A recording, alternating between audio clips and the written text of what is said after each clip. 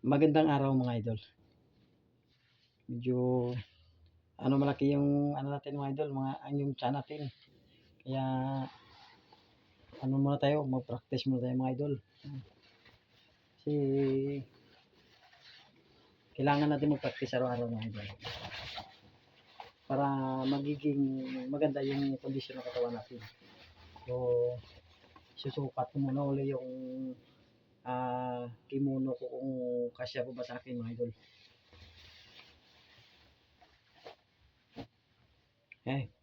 Kasya pa mga idol, pwede pa. Yan mga idol, oh. Kasya pa.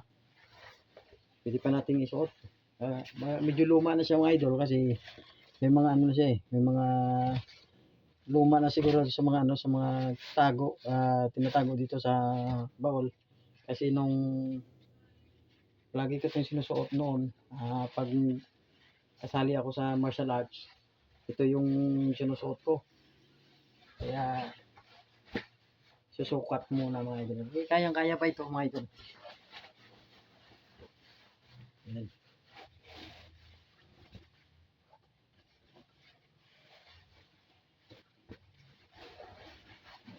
Ayan o.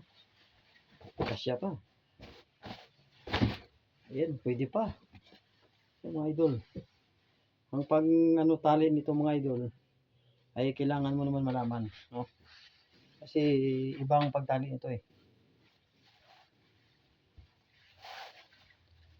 Kailangan mo itong itali ng gusto.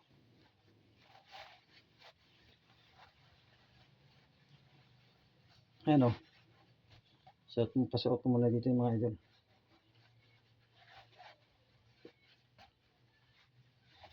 Ayan.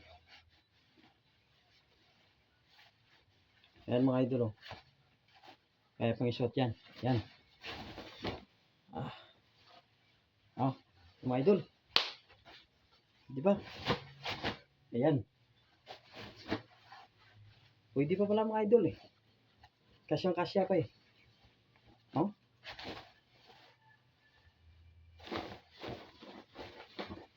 Ayan.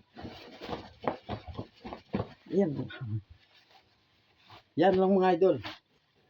Sa susunod na video ko, ipakikita ko sa inyo yung mga basic na kailangan natin gawin dito sa practice natin mga idol. Ayan, maraming salamat.